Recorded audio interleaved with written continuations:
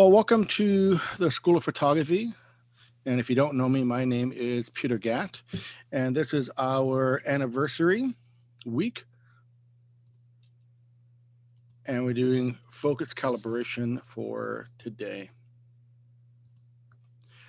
All right, so what we're going to cover is what is focus calibration, why do I need to calibrate, how to focus calibrate and what is needed, where to find it in the menu. Then we'll open up to questions. And again, you can ask questions throughout anytime you want, either through the chat or just unmute your microphone and ask away. And then we'll talk about what is next. So for most of us, we're taught that you need to focus on the subject and focus properly. And with the old cameras, we used to have those semicircle split screen, and we used to line that up on the subject or any straight line, and we would turn the focusing manually until the two lines met up and it became a straight line, and that means the subject was in focus. Now today with the autofocusing, we don't have that, so we have to place the focusing on the subject and hope that the camera focus properly. Now we normally do this by depressing the shutter release halfway or using the back focus button on the back of the camera. But what happens if after we do all this that the image is not tack sharp? It's not quite as sharp as we expected it to be. You're using a good aperture f5.6 or f8, 2/50 of a second, so it should be no camera shake, but it's still not tack sharp. So what do we do? Now, as I was saying earlier, not all cameras can do this, but most advanced cameras allow you to calibrate for each individual lens. And we need to do this from time to time. Now, sometimes it's because the lenses get older, wear and tear. Sometimes, even though you may have a good camera bag, gadget bag, it get bumped around and things get kind of knocked out slightly. Sometimes it's not even the lens at all. It could be the camera body, the mirror might be slightly out of skew. So there is an option to do a calibration to apply to all your lenses simultaneously. And that's really in case the mirror is out of whack. And you can do it individually in case it's the individual lens that needs the adjustment. So with this, we will need to calibrate the lens from time to time. Okay. Now, I don't know, I haven't spoke to a lot of you. Most of you I don't know. I met for the first time, but I've heard a lot of people talk about they need to back focus or use the back focus button. And that is not what we're talking about today. Back focus is different. It is about calibration, but a lot of time people use that phrase incorrectly. And back focus means you're not in focus. You're focusing behind the subject. And then if you focus in front, it's called front focus. So back focus, it's not the button on the back of the camera. And the back focus button is not what we're talking about here. We're talking about calibrating it so that we can get to our intended focus point. So if you're trying to focus on the person's eyes, which we normally do in a portrait, if the camera actually focuses in front, we call that front focusing. And if it focuses behind, then we call that back focusing. So far, so good? All right, now, there are lots of tools, lots of stuff on the market that are eager to sell you, and it's to help you calibrate your cameras. Now, the concept is you have a focal point, a target point where you want to focus, and usually we call this 0. So here on this one, again, we have 0. On the left one, we have the kind of like the bullseye, and then we have the 0. So the idea, you focus on there, and then you look at the scale to see if the 0 is actually sharp or if the numbers behind or in front are sharper. And if it is, and you're sure you focus on the correct target point, then you know you need to do the focus calibration to correct for that. And this is just another side view of that device. So here, when you focus, so we're focusing on the 0, you can see, now this one here is slightly crooked, and I'll show you what I mean by that. So on the left side, we see the 5 and the 10 are actually sharper than the 0. On the right-hand side, the 10 and the 15 are actually sharper than the 5.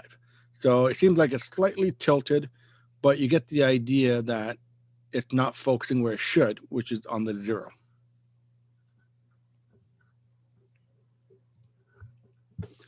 And again, here, just another view. Now this one here is what happened when you get it focused correctly and it's focused on the 0. So the 0 is sharp.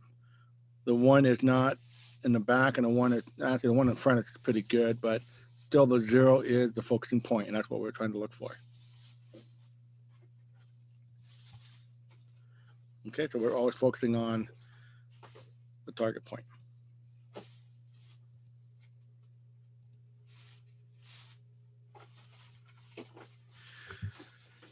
Now, when you're focusing on your target point, there's a lot of things you need to do to make sure it works and you're able to determine whether or not you need to adjust your autofocus fine-tuning. So we focus on the target point. Obviously, we're going to use a tripod. And when you have a camera on a tripod, if your lens or the camera body has built-in image stabilization, make sure we turn it off. That's one of the key things we need to do. Make sure we turn it off. After you focus on the target point, sometimes you can look back on the playback on the camera body, zoom in on the point that you focus and see how sharp it is, and then compare it to the numbers in front and behind. And hopefully 0 will be sharp. If not, then we go to the menu, make the changes, and the range can go plus or minus from 0 to 20. Now, just a note, when you change your setting, for example, +5 or -5, that's not a big change. So if you need to change your focusing 2 or 3 or 4 millimeters, you may have to go to 10 or even as far as 20 to make that change. So these are really minute changes. So if you want a big change, you're going to have to make a big change in the numbers in order to reflect that. So I mentioned that there are 2 types of problems. There are front focusing and back focusing. So if you focus on the target and what's in front is sharper, then you're going to change your adjustment to +5, +10, something like that, so that you're going to push it away from the camera to where 0 is supposed to be. If you focus on the target point and what's behind the subject is in focus, so now that's back focusing, so then we're going to go -5 or 10 and bring it towards the camera so that we are getting back to 0. So after you do this, shoot again, and we keep shooting until we get it the way we like it. Now, excuse me, when you're outside or in a bright area, it can be very difficult to see the back of your screen. So it is best to download it to your computer and zoom in on the computer. But if you're in a studio environment, then you could see pretty well on the back of the screen, but it's always best on the computer to see how sharp the image is or not.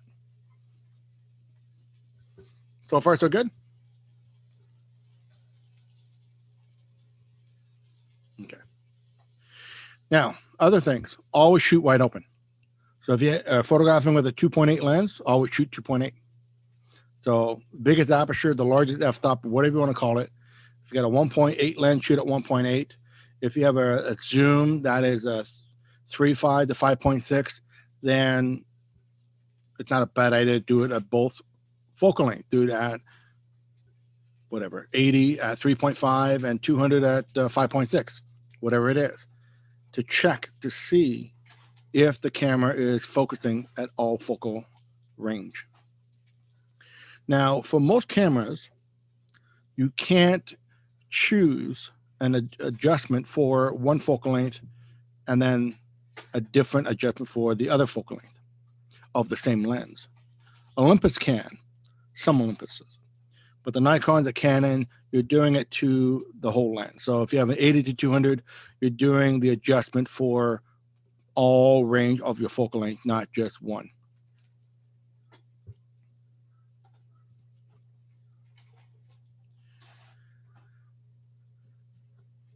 Now, when you're doing the autofocusing, it's always a good to use just a center focusing point and place that onto the target. So a lot of your cameras, you can focus center, left, right, top, and bottom. Always start with the center to do the main calibration.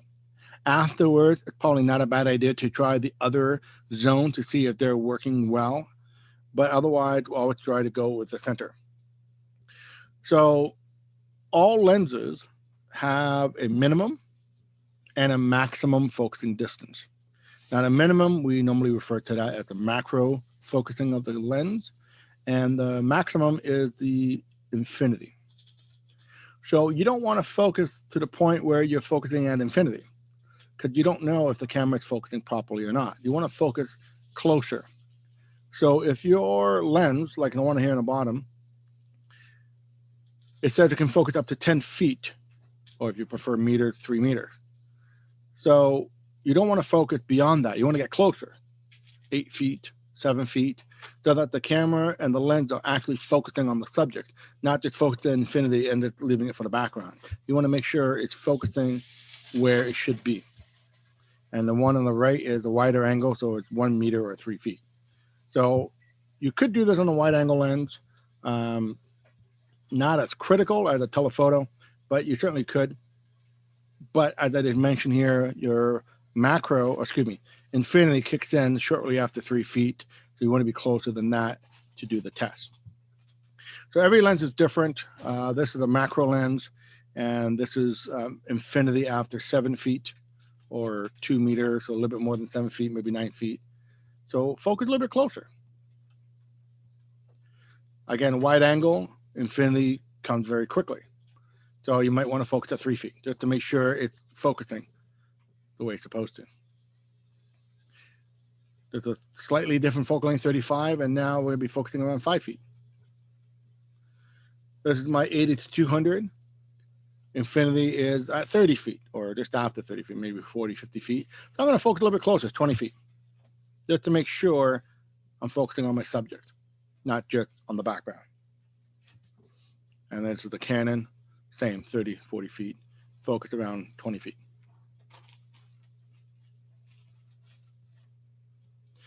Now, those of you with big monster lenses, this is my friend's lens. This is a 400 2.8 lens, and it focuses past 100 feet, so 50 meters. So looking at nearly 200 feet. So pick a spot, 75, 70 feet away. Don't get too close. Don't get too close to the macro, but around the midpoint. And that way you can get a nice sense on how the autofocusing works.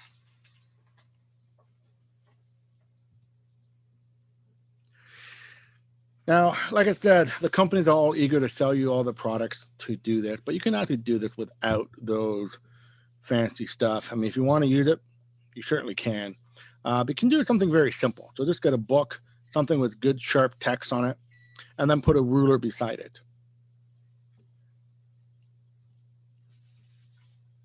Here, you can do the same thing if you got a studio. You can just get a clip holder on the light stand, have a focusing point, so 6 inches on the ruler, focus on it, and then see if it focuses correctly or in front or behind. You're going to draw a straight line on a white sheet of paper and put the ruler on it and focus on it and see what's sharper in front and behind. So there's many ways to do this. Now you'll see when I get to my example, I'm just using a brick wall. So whatever means you want to use to calibrate, you certainly can. The main thing is make sure it's good, sharp edges, and you have good lighting.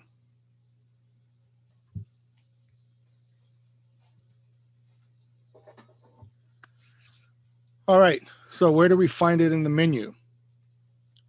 That is definitely going to depend on your camera and how old your camera is, because as time goes on, the different manufacturers realize that people are more and more interested in fine-tuning their focusing, and they made it easier and more accessible. Now, depending upon your camera, what they might call it. So Nikon calls it autofocus fine-tune. Canon called it autofocus micro adjustment. So if you want to look it up on the menu or look up in your manual rather, those are the terms Nikon and Canon uses. Unfortunately, I don't have the terms of the other brand at this point, but those are the two more common ones, and that's the term that they use. So if you're trying to Google it and trying to find it in your manual, those are the terms. So it will be under autofocusing, and you can find that. Now, on some of the newer Canon, we have a special menu just for autofocusing. And as I mentioned, it's called Autofocus Micro Adjustments.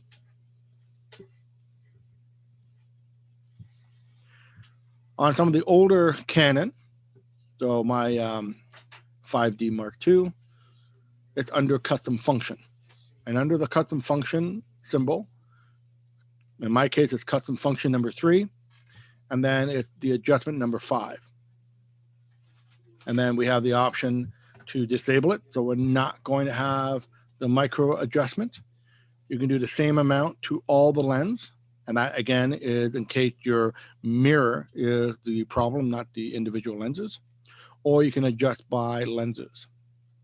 And as you attach your lens to your camera, the camera will know exactly what lens you put on it. And when you save it, it'll remember it until the next time you change it. So I can't remember on the Canon, but the Nikon allows you 12 different lenses that it will memorize for you. So you can choose which lenses you want to use if you have more than 12. Otherwise, it'll remember all your lenses for you.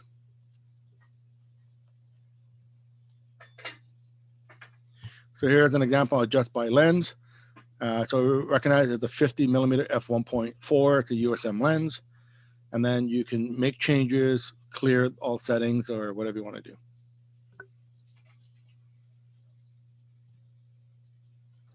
This is on the older cameras.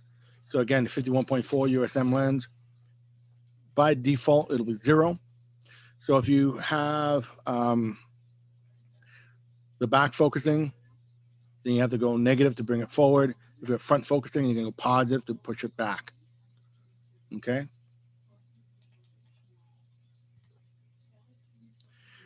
So for the Nikon, it's called the Autofocus Fine Tune. And again, you go to Save Value. And once you click Save Value, it'll show you your lens. So the 72 and a 2.8. Again, the default is 0. And again, plus or minus. And they're going to be big changes. So 10, 15 is probably where you're at if you need to make adjustments. All right, so here's a list of all the cameras. If you want, I can send it to you as well so that you can check to see if your camera's on it. To the best of my knowledge, it is fairly up to date. Now, some of the new mirrorless are. I don't have all of them. But as they start coming out, I'll be updating this list. But otherwise, you can see from the 50D up to the 1DX Mark II, they all have it. So the 70, 80, 7D, 6D, 5D Mark II, not the original 5D though. So they all have it, all the newer ones. For the Nikon, from the 7000 up, so the D90 is older than the 7000 series, so it does not have it.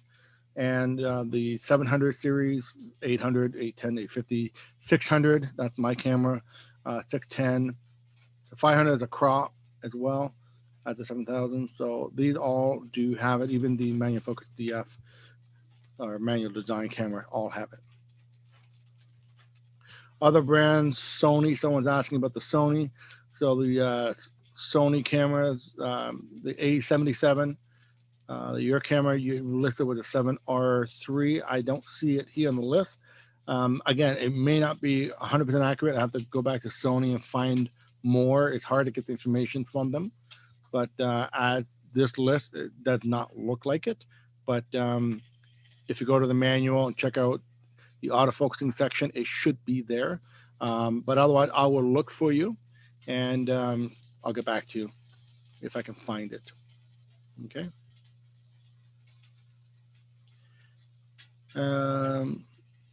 For the Olympics, so the Olympics is the one I mentioned before that some of the cameras allow independent adjustment for the short and long end of the zoom. So if you have like a 70-200, you can calibrate for the 70 end and the 200 end, which I think is a great feature to have. I wish more and more cameras would do that, because it's always been a concern that your focusing is not always tack sharp throughout the zoom. So if you're able to adjust it as you go along, that would help it stay sharp throughout, and that's a nice feature to have.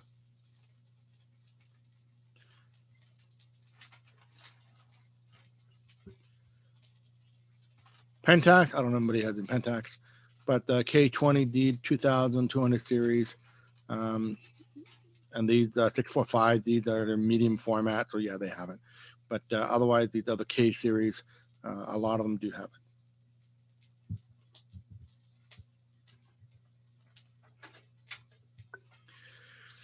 All right, so I did this for myself as well as for the presentation. So I did it with my cameras, and I used a few different lenses just to see what would happen, because some of them are quite old, some of them brand new. So that's my camera, the D600. So it's not that old, but 2-3 years old, and I'm focusing on this part on the brick wall. So that's my spot. So the 51.4, it's 1,000 of a second. I didn't mark it here, but it's 100 ISO. Always have the lowest ISO. We want as much detail as we can. We don't want noise interfering with how we judge the sharpness of the image. And then when I zoomed in, you can see it's really focusing right on the spot. It's slightly behind, slightly in front, so it makes it right smack in the middle, which is good. And I'm actually impressed, because I actually bought this lens secondhand, so it's a good deal. This is my 51.8. Same exposure, because the 4000 slightly overexposed, but this is at a third of a stop different, but it's same shutter speed. Again, 100 ISO. So the depth is slightly larger, but you can see there that's maybe a little bit in front, but all in all, it's right on the spot. So if you want to be really nitpicky, it might be touch. So I can probably go 5 on this one to bring a little bit closer. But all in all, this is actually quite good. Then I use my 80-200 2.8. So first at the focal length 80 and at 1600ths of a second. And you can see it's actually more in focus in front than it is on the actual spot. So this one I need to adjust. So this is front focusing, so I'm going to push it back. So I'm going to go plus to push it behind. And then when I go to the 200 millimeter range at 12/50th, again, it's slightly in front. Not as much as the 80 was, but it is still slightly in front of my intended target point. And you can see there, it's slightly more in focus in front than this actual grout part here where I'm focusing on.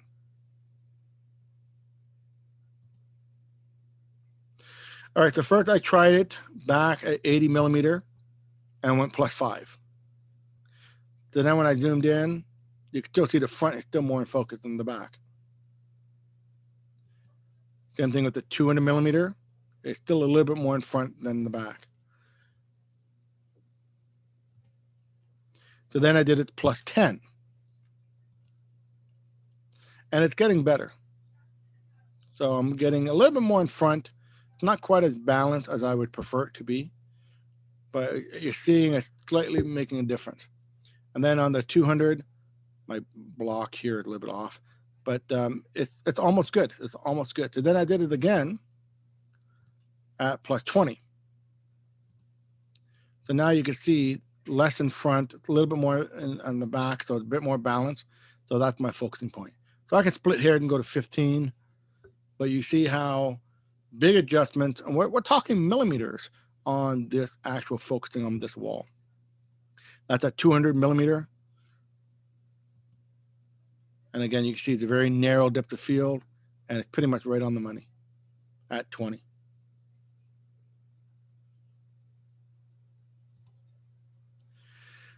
So then I did the same thing with my Canon, my 80-200 f4. Again, 80 millimeter. Now it's f4, so less light coming in. So my shutter speed a little bit slower at 800, but that's still good. It's on a tripod. That's still good. And Yeah, that's pretty good. Has a little bit more depth than the Nikon did, but it's still quite sharp in the area that I want it to be. And at the 200 millimeter, you can see it's nice. It's a little bit back perhaps, but it's still pretty good. You can see it's right on the brick.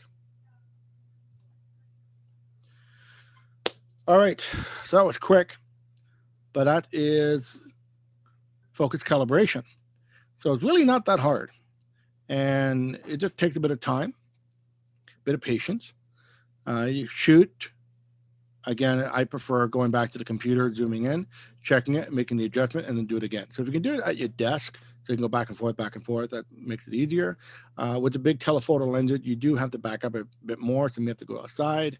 But otherwise, it is a very simple process, provided you can find your focus calibration in the menu. All right, so I do have one question here. If you use a teleconverter, will you have to do anything? Yes. Because when you're using a teleconverter, you are changing the optical path. You're changing how the light goes. So it is definitely advisable to do it. Now, will your camera recognize the converter on? That I don't know. I haven't done that. I didn't think of that. That's a good question. I do have a teleconverter. I will throw it on and see if it recognizes it. I don't have it with me right now. It's in the back of the studio, but I will do it, and I will email you guys to see if the camera recognizes it or not. But it would definitely be something you would want to do, because it does change the light path without a doubt.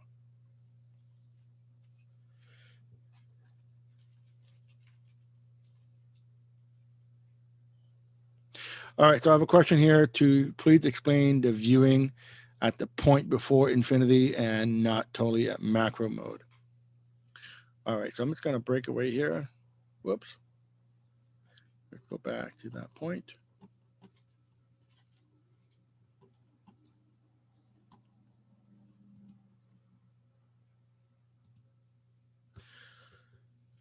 So when you focus on infinity, that's the furthest the lens can focus.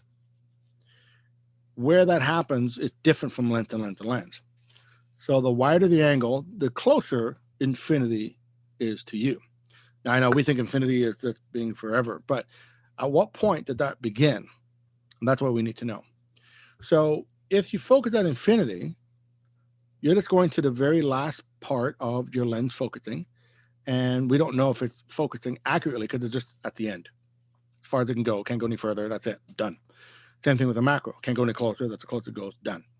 What we want to do is find a point in between macro and infinity so that we can see if the lens is actually focusing on our subject.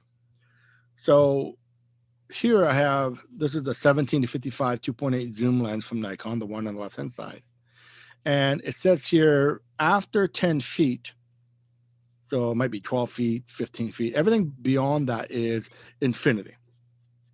So you don't want to aim on a subject that is 20 feet away, because it should focus on it. And because it's infinity, you're going to have great depth of field, even at 2.8. So you don't really know if it's focusing on a pinpoint accurately or not. So what you want to do is focus on something in between. Now, I don't have on this illustration where the macro is. It's probably 4 or maybe 5 feet. So somewhere between 8 and that 4 feet, 10 and 4 feet, you want to focus on the subject. So you can focus at 7 feet, 8 feet, somewhere in between. It doesn't really matter where, just not at the too extreme.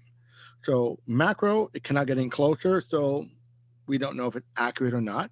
And infinity is the worst because now we have so much in focus, we can't tell if it focused properly or the depth of field of being an infinity is what's making it look sharp. So on this lens here, okay, now this is a bit extreme. It's just a wide angle, 20 mil. So it's 1 meter, but 3 feet. After that, it's all infinity. So this has so much in focus anyway. So make sure you shoot wide open and focus something closer than 3 feet. So 1.5 feet, 2 feet, something closer than infinity. This lens, I have the Nikon version of it. It goes from 1 foot to 3 feet. So no closer than a foot, no further than 3 feet. So somewhere in between. So we know that it is actually tracking and focusing on the subject you intend to focus on. Did that help?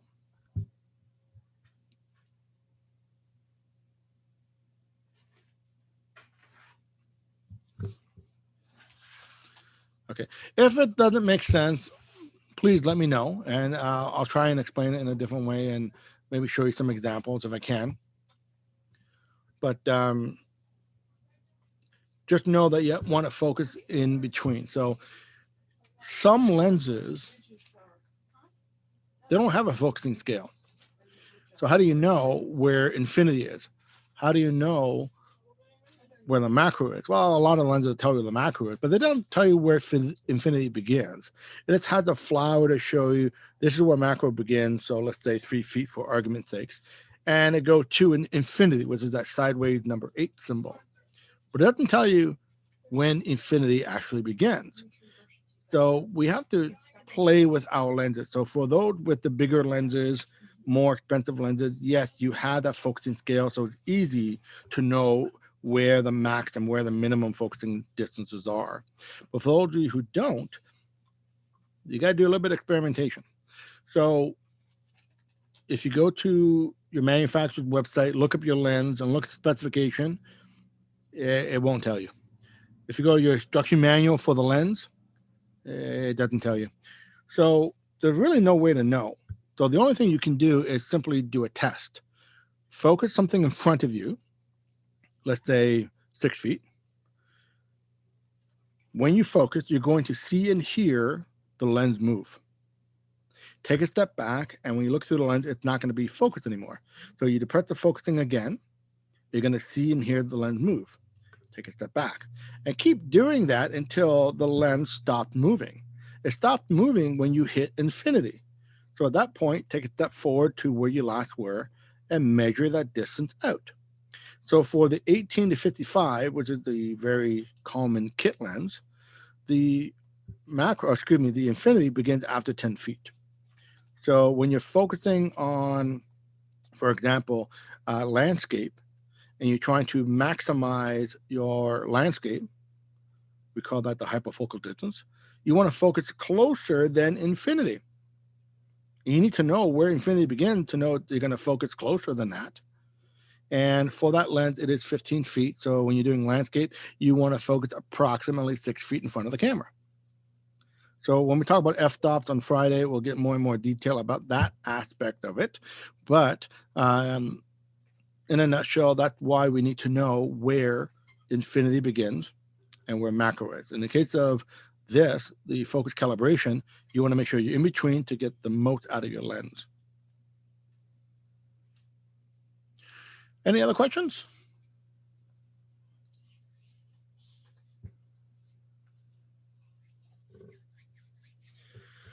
All right, so if you do have any questions, feel free to contact me. You can email me at learn@schoolofphotography.ca or any other time.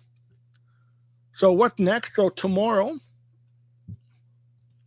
we will be doing color temperatures. So that is your white balance. Now, I hate the term white balance because back in the days of film, we had the same problem, but it was called color balance. So today they call it white balance. I'll explain all the differences in terms, and I'll get into details about color temperature, and we call that degrees Kelvin. So I'll start off with a little bit of white balance, just so we're on the same page, get into custom white balance, get into the gray card, and then get into degrees Kelvin. So if you want to know a little bit more about color temperatures, color balance, white balance, then tomorrow is the one for you. And then, as I mentioned before, we do have special discounts on all of our photography courses. So Photo 101 6-week course, it is now just $100. Same thing with Photo 201 6-week course. Photo 301 is a 4-week program, so it's now $75. And for those who are getting into Photoshop, we do have a great introductory program, 6 weeks as well, and it's $150 for the 6-week program. So any questions, feel free to ask. We do have all of these programs starting next week. So if you're interested, feel free to sign on up. Otherwise, have yourself a great week. And some of you I will see tomorrow.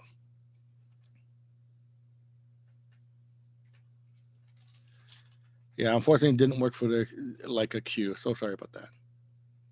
But hey, at least if you upgrade to another camera, you know how to do it. All right. Well, thank you all very much. I hope you enjoyed it. I hope you had a lot of insight. And again, if you have any questions, feel free to email me anytime. Thank you all very much, and I'll see some of you tomorrow.